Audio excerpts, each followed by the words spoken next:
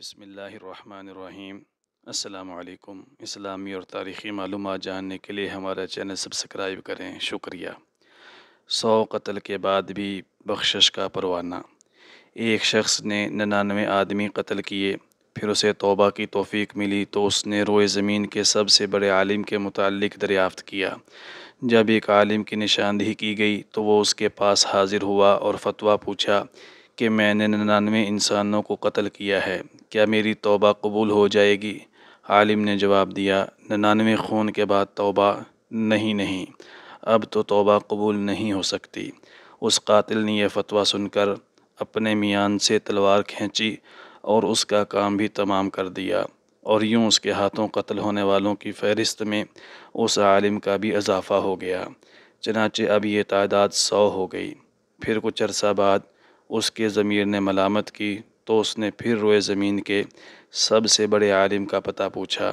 اس کی ایک عالم کی طرف رہنمائی کی گئی، وہ اس کے پاس پہنچا اور فتویٰ پوچھا کہ میں نے 100 خون کیے ہیں، کیا میری توبہ قبول ہو سکتی ہے؟ عالم نے جواب دیا، بھلا تیرے اور توبہ کے درمیان کون سی رکاوٹ ہے کہ توبہ قبول نہ ہوگی؟ ضرور قبول ہوگی۔ جس برے گاؤں میں تیری رہائش ہے وہاں سے نکل کر فلاں گاؤں میں چلے جاؤ جو صالح اور نیک لوگوں کی بستی ہے، اور وہاں جا کر اپنے پروردگار کی عبادت میں لگ جاؤ۔ وہ آدمی نیکوکاروں کی بستی کی طرف روانہ ہو گیا۔ راستے میں اس کی موت کا وقت آن پہنچا۔ رحمت اور عذاب کے فرشتے اس کی روح نکالنے کے بارے میں باہم جھگڑنے لگے۔ عذاب کے فرشتوں نے کہا، اس نے کبھی خیر کا کوئی کام نہیں کیا، اس لیے ہم ہی اس کی روح قبض کرنے کے زیادہ مستحق ہیں۔ رحمت کے فرشتوں نے کہا، یہ توبہ کی حالت میں نیک بستی کی طرف نکلا ہے، اس لیے اس کی روح ہم قبض کریں گے۔ پھر اللہ تعالیٰ نے ان کے پاس ایک اور فرشتہ آدمی کی صورت میں بھیجا۔ فرشتوں نے اس کے سامنے مقدمہ پیش کیا۔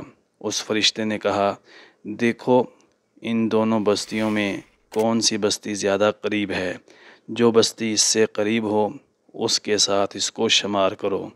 رسول اکرم صلی اللہ علیہ وسلم فرماتے ہیں، جب اس آدمی کو موت نے آ دبوچا تو اس نے خود کو کچھ آگے کیا اور اس طرح نیکوکاروں کی بستی سے قریب اور بری بستی سے دور ہو گیا۔